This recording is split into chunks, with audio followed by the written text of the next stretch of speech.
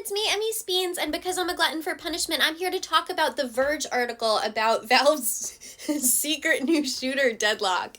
I just like to shout out the author, Sean Hollister, whose name is kind of getting lost in this whole mess, and I don't know if he's grateful for that or not at this point, but still. He's being conflated with Tom Warren, who we'll talk about shortly, who posted the original link to the article that took off on Twitter/X/whatever. One thing we won't be talking about is my hair.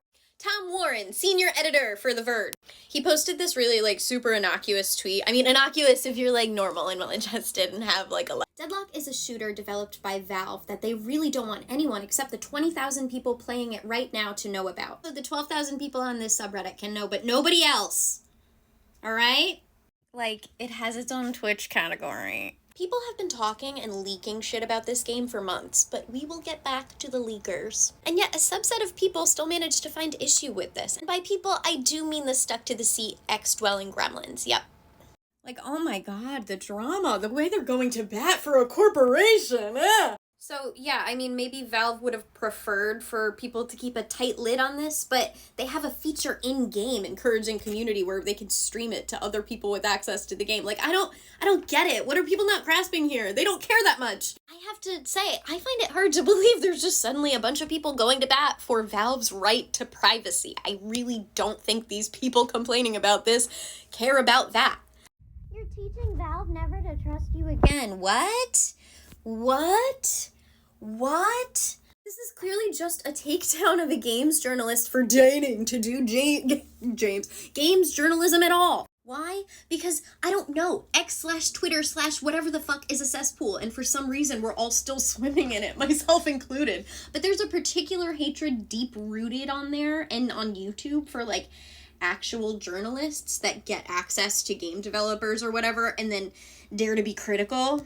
I'm sorry you didn't get the opportunity to lick a game developer's ass, but that's not the duty of game journalists anyway. That's not their job. Gabe Follower, apt surname by the way, roasted, is one of those leakers I was referencing earlier.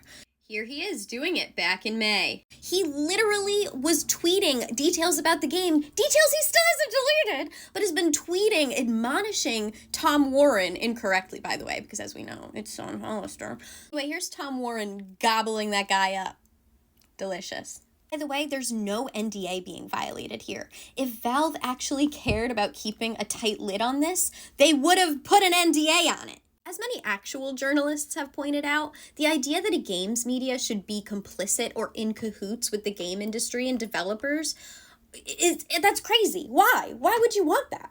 What game media's job is to do is to be critical and to show the truth of things. Of course, there are moments of collaboration and NDAs exist for a reason. It's not across the board they're bad or anything, even though they didn't take place here. They're not a factor. It's not to be a blind marketing machine for game developers. And also, the last time a journalist was accused of being too chummy with the games developers they were working on, that ended up being Gamergate #1. Right? Can game journalists ever win? Can I ever say game journalists without saying Jane journalists first? Valve is not this company that needs to be coddled and protected by consumers. In fact, it shouldn't be. Even if you love the games they make, it's okay and in fact necessary to be critical of the things you love. It's okay. Nothing is perfect. Except for me.